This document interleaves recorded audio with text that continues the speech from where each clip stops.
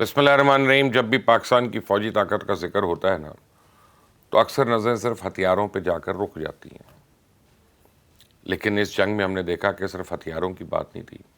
اور آج جو میں آپ کو بتانے جا رہا ہوں وہ یہ کہ صرف ہتھیاروں کی کہانی نہیں ہے، بلکہ الحمدللہ پاکستان کی ٹیکنالوجیکل برتری، اس کے ذہین دماغ اور دور اندیش قیادت کی کہانی ہے. ایک ایسا کارنامہ جس کی وجہ سے پاکستان نے انڈیا اور گجرات کے بچر مودی کو ناکوں چنے چھپوا دیا، اور آج نریندر مودی پوری دنیا میں ذلیل ہوتا پھر رہا ہے. حالیہ پاک بھارت کشیدگی کے بعد نہ صرف بھارت بلکہ دنیا بھر کے تجزیہ کار جو ہیں حیران ہو گئے ہیں کہ ایک تھرڈ ورلڈ ملک سمجھے جانے والا پاکستان اتنی جدید ٹیکنالوجی کیسے حاصل کر چکا، اور یہ سب کچھ کیسے ممکن ہوا. آئیے میں آپ کو اس کی ایک مکمل کہانی سناتا ہوں کہ کیسے پاکستان ایئر فورس پوری دنیا میں اب مانی جا رہی ہے. ایک ایسا آپریشن بنیان المرصود، وہ لمحہ جب پوری دنیا دیکھ رہی تھی اور اب تک پوری دنیا کی نگاہیں پاکستان کے حساس اداروں اور ٹیکنالوجی پہ مرکوز ہیں. خاص کر رافیلز اور S-400 کے بعد فرانس اور رشیا جیسے ممالک جو ہیں وہ دانتوں میں انگلیاں لے کے سوچ رہے ہیں کہ رافیل جیسے جدید طیارے فضا میں آئے تو صحیح لیکن واپس نہیں گئے، کیونکہ انہیں وہ سامنا کرنا پڑا جس کی ان کو توقع نہیں تھی. تو آج میں آپ کو بتانے جا رہا ہوں کہ محض ایک آپریشن کی تفصیل نہیں ہے، یہ کہانی ہے اس پاکستان کی جو دنیا کے لیے ایک تھرڈ ورلڈ ملک تھا، لیکن دشمن کے لیے ایک ایسا خواب جو کبھی شرمندہ تعبیر نہیں ہو سکتا. حالیہ پاک بھارت کشیدگی میں جو کچھ ہوا وہ صرف بامبر طیارے، ریڈارز اور ڈرونز کی جنگ نہیں تھی، یہ تھی مائنڈز کی جنگ، دماغ کی جنگ. جی، ان مائنڈز کی جنگ جن میں پاکستان ایئر فورس کئی سالوں سے اور دیگر ادارے جو ہے وہ سالہ سال سے مصروف تھے. ایک ایسی جنگ جس میں پاکستان نے صرف دشمن کو پیچھے ہی دھکیلا نہیں بلکہ دنیا کو حیران و پریشان کر دیا. جب بھارت نے رافیلز خریدے اور اربوں ڈالر خرچ کیا، پورے بھارت میں اس پہ خوشیاں منائی گئیں، لیکن جب حالیہ کشیدگی میں دشمن نے اپنے 4 رافیلز اڑائے اور پاکستان پہ حملہ کرنے کی کوشش کی، تو جیسے ہی وہ کشمیر کی فضا میں داخل ہوئے تو چند ہی منٹ کے بعد ان کو ناکامی کا سامنا کرنا پڑا، کیونکہ ان طیاروں کے تمام ریڈارز جیم ہو چکے تھے، ان کا کمیونیکیشن سسٹم جو تھا بند ہو چکا تھا، اور نیویگیشن جو تھی وہ ڈس اورینٹ ہو چکی تھی. تو زمین پر اپنے کنٹرول روم سے رابطہ ان کا ختم ہو گیا، گویا وہ اندھوں کی طرح فضا میں اڑ رہے تھے.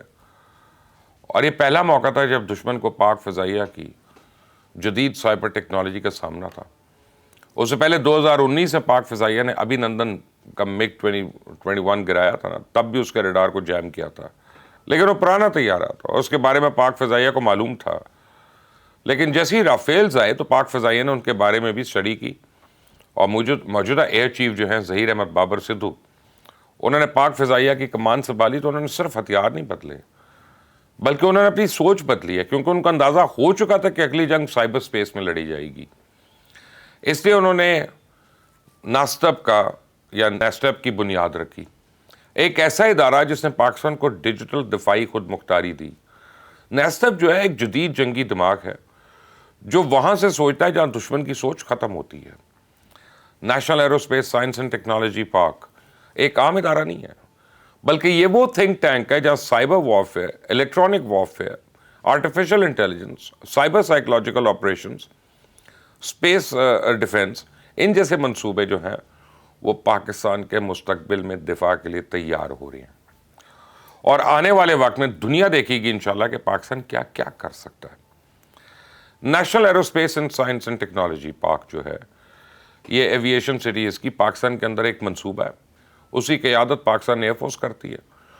اس کا بنیادی مقصد پورے ملک میں کلسٹرز اور بنیادی مراکز قائم کر کے ایروسپیس انڈسٹری میں ملک کی صلاحیتوں کو بڑھانا ہے، یا ایویشن انڈسٹری کہہ لیں. اور تقریباً ملک کے 5 شہروں میں ان کا یہ سسٹم اب انسٹال بھی ہو چکا ہے. نیسٹپ کا اصل جادو تو تب شروع ہوا جب پاکستان آرمی نے اپنی ٹیکنیکل ٹیمز جو ہیں، سائبر کمانڈ ٹیم اور ڈیجیٹل ونگز کو اس میں شامل کیا.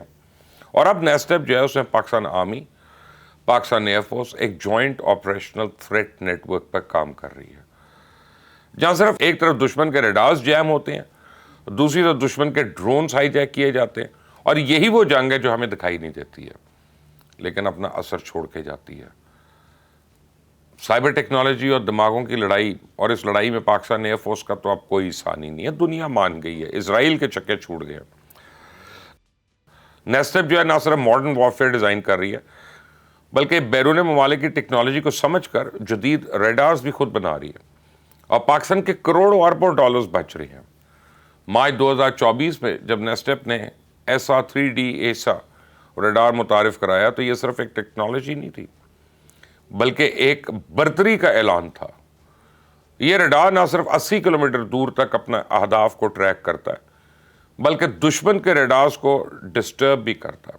یہ بالکل ویسا ہی تھا جیسے کسی نے دشمن کی آنکھوں پہ پٹی باندھی ہو، اور آپ نے دیکھا کہ موجودہ پاک بھارت کشیدگی میں اس جدید ٹیکنالوجی کے سسٹم نے انڈیا میں ادھم مچا دیا۔ پاکستان نے پہلا ہائپر اسکیل جو ہے وہ ایک کلوڈ یا جو بھی کہہ لیں اس کو، میں پروناؤنس غلط کر رہا ہوں، لانچ کیا، جو سول اور ڈیفنس ڈپارٹمنٹس میں دونوں کو ڈیٹا سیکیورٹی، آرٹیفیشل انٹیلیجنس اور ایڈوانس پروسیسنگ فراہم کرتا ہے۔ YAH-3 جو ہے یہ لوئٹرنگ موشن ایک خود کار ہدف شکن ڈرون ہے۔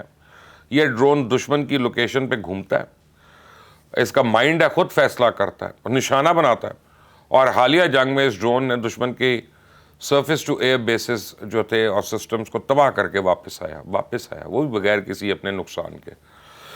دوسری طرف انڈیا نے اسرائیلی ساختہ ڈرون جو تھے اڑائے، جن کو پاکستان نے گرا کر نہ صرف انڈیا بلکہ اسرائیل کے غرور کو بھی خاک میں ملا دیا، الحمدللہ۔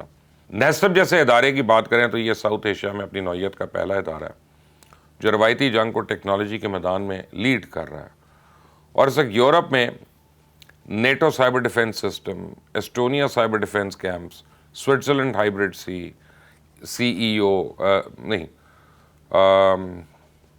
سوئس ہائبرڈ COE، یہ جیسے سائبر وارفیئر جو ہے ان پہ کام کر رہے ہیں، جبکہ نیسٹپ آج پاک فضائیہ کے تعاون سے ٹیکنالوجی کے میدان میں پاکستان کی طرف سے دنیا کو لیڈ کر رہا ہے۔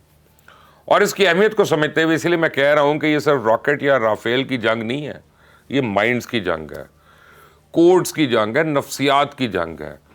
اور انڈین ایئر فورس اب کچھ بھی کر لے، پوری دنیا انڈیا کو جس طرح مرضی مدد فراہم کر کے دیکھ لے، لیکن الحمدللہ پاکستان کے پائلٹس تو وہ جاں باز ہیں جنہیں دنیا کے ٹاپ گن انسٹرکٹرز میں شمار کیا جاتا ہے۔ اسے کوئی غلط فہمی یا بھول میں نہ رہے۔ ناظرین، جب بھارت اربوں ڈالرز کے رافیل خرید رہا تھا اور ان پہ مزید لگا رہا تھا، تب پاکستان اپنے پائلٹس، اپنے مائنڈز اور سائبر فورسز پہ انویسٹمنٹ کر رہا تھا۔ اور آج جب دشمن ہماری سرحد کی طرف دیکھتا ہے تو اسے دکھائی دیتا ہے ایک ایسا پاکستان جس کی آنکھ آسمان پہ ہے، ہارٹ ٹیکنالوجی پہ ہے، اور دل وطن عزیز پہ ہے۔ الحمدللہ۔ پاکستان آرم فورسز پائندہ باد، پاکستان زندہ باد۔